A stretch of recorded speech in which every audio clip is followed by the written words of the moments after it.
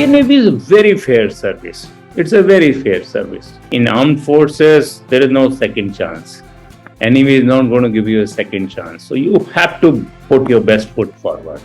You will do very well. Service will recognize you. Service will give you excellent opportunities. Service will give you lots of responsibility. But it is up to you to prove your capability, prove your mental, and that comes with hard work. That comes with the training, and that comes with continuous learning.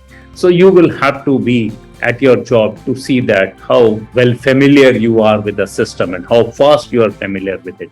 You do well, you will be very well rewarded in form of the higher and higher responsibilities, and each of the responsibility brings higher perks also, higher positions also.